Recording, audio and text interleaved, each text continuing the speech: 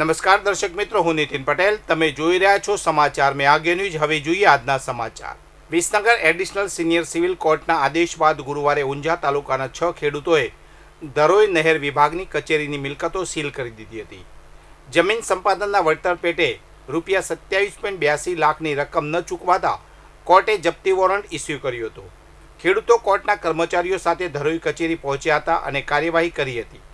વર્ષો અગાઉ ધરોઈ નહેર વિભાગ દ્વારા ઊંઝા તાલુકાની સીમા કેનાલ બનાવવા માટે ખેડૂતોની 700 ગુંઠા જમીન સંપાદિત કરવામાં આવી હતી. સરકાર દ્વારા ચૂકવાયેલા વળતરથી નારાજ 103 ખેડૂતોએ વધુ વળતર મેળવવા માટે કોર્ટમાં દાવો કર્યો હતો. અગાઉ પણ કોર્ટ દ્વારા મિલકત જપ્તીના વોરંટ નીકળ્યા હતા, જેના પગલે ધરોઈ વિભાગ દ્વારા દાવાની હપ્તા પેટે કેટલીક રકમ ચૂકવવામાં આવી હતી. વિસનગર સેશન કોર્ટે ખેરાલુ આગળિયા પેઢી લૂંટ કેસમાં 2 આરોપીઓને 5 વર્ષની સખત કેદ અને 5,000 રૂપિયા દંડ ફટકાર્યો છે. પુરાવાના અભાવે અન્ય 4 આરોપીઓને નિર્દોષ જાહેર કરવામાં આવ્યા છે. આ ઘટના વર્ષ 2021માં ખેરાલુ શહેરમાં બની હતી. 6 ઓગસ્ટ 2021ના રોજ પટેલ વસંતભાઈ અંબાલાલ એન્ડ કંપનીના કર્મચારી ઓફિસ બંધ કરી રહ્યા હતા, ત્યારે બાઇક પર આવેલા શખ્સોએ તેમની પાસેથી 7.34 લાખ રોકડા અને હીરાના પેકેટ ભરેલી થેલી લૂંટ ચલાવી ફરાર થઈ ગયા હતા. આ બનાવ અંગે ખેરાલુ પોલીસ મથકે ફરિયાદ નોંધાઈ હતી. પોલીસે ઊંઝાના ઠાકોર જીગરજી રમેશજી, ઠાકોર રામાજી ગજાજી, ઠાકોર વિજયજી ઉર્ફે પિન્ટુ જગાજી, રાવળ રવિકુમાર દિનેશભાઈ, ઠાકોર રાકેશજી કરસનજી અને રાવળ મહેન્દ્રભાઈ ઉર્ફે કલ્પેશ ઉર્ફે અલ્પેશ વિષ્ણુભાઈની ધરપકડ કરી હતી. વિસનગર શહેરના વડનગરી દરવાજા વિસ્તારમાં આવેલા ઐતિહાસિક ડેડિયા તળાવમાંથી નગરપાલિકા દ્વારા ગંદકી સાફ કરવાની કામગીરી શરૂ કરવામાં આવી છે. તળાવમાં જંગલી વેલાઓ અને ગંદકીના કારણે ભારે દુર્ગંધ આવતી હતી, જેને લઈને સ્થાનિકો અને શ્રદ્ધાળુઓ દ્વારા લાંબા સમયથી સફાઈની માંગ કરવામાં આવી રહી હતી.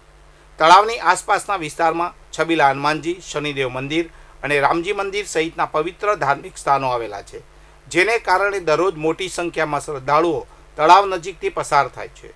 તળાવમાં મોટા પ્રમાણમાં ઉગી નીકળેલા જંગલી વેલા અને જલકુંભીને કારણે પાણી સડી ગયું હતું અને દુર્ગંધ ફેલાઈ હતી. હેમચંદ્રાચાર્ય ઉત્તર ગુજરાત યુનિવર્સિટીનો પ્રથમ પદવીદાન સમારોહ રાજ્યપાલ આચાર્ય દેવવ્રતની અધ્યક્ષતામાં યોજાયો હતો. આ સમારોહમાં 151 તેજસ્વી વિદ્યાર્થીઓને ડિગ્રી એનાયત કરીને સન્માનિત કરવામાં આવ્યા હતા. ઉત્તર ગુજરાતના 6 જિલ્લાઓ સાથે સંકળાયેલી આ યુનિવર્સિટીના કુલ 54,346 વિદ્યાર્થીઓને ડિગ્રી પ્રમાણપત્રો એનાયત કરવામાં આવ્યા હતા. ઇસરોના ડાયરેક્ટર નિલેશ એમ દેસાઈ આ પ્રસંગે અતિથિ વિશેષ તરીકે ઉપસ્થિત રહ્યા હતા. અગાઉ કુલપતિની સહીવાળા પ્રમાણપત્રો અપાતા હતા, પરંતુ રાજ્યપાલ હવે તમામ યુનિવર્સિટીના કુલપતિ હોવાથી પ્રથમવાર તેમની સહીવાળા ડિગ્રી પ્રમાણપત્રો વિદ્યાર્થીઓને એનાયત કરાયા હતા. આ પ્રસંગે રાજ્યપાલ આચાર્ય દેવવ્રતે ડિગ્રી પ્રાપ્ત કરનાર વિદ્યાર્થીઓને શુભેચ્છાઓ પાઠવી હતી. ઊંઝામાં વિશ્વ નવકાર મહામંત્ર દિવસની ઉજવણી નિમિત્તે લાયન્સ ક્લબ ઓફ ઊંઝા દ્વારા પાંજરાપોળની ગાયોને લીલા ઘાસચારાનું વિતરણ કરવામાં આવ્યું હતું. આ પ્રસંગે અંદાજે 500 મણ ઘાસ એક ગાડી ભરીને ગાયોને ખવડાવવામાં આવ્યું હતું. આ કાર્યક્રમ ઊંઝા પાંજરાપોળ વીડ ખાતે યોજાયો હતો.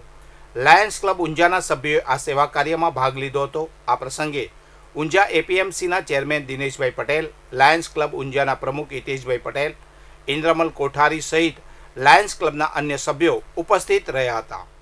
આઈપીએલ સિઝન શરૂ થતાની સાથે જ ક્રિકેટ સટ્ટા બજાર સક્રિય બન્યું છે. મહેસાણા એલસીબી પોલીસે વિસનગરમાં એક જોગારધામનો પર્દાફાશ કર્યો છે.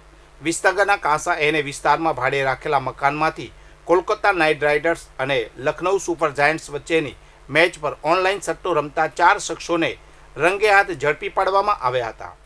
મહેસાણાના બેચરાજીના મોટપ ગામે તળાવના ખોદકામની માપણી કરવા ગયેલા ગામના ઉપસરપંચ અને અન્ય ગ્રામજનો પર હુમલાનો પ્રયાસ કરી બીભત્સ ગાળો ભાંડી જાનથી મારી નાખવાની ધમકી આપવાની ફરિયાદ મોઢેરા પોલીસ મથકે નોંધાઈ છે.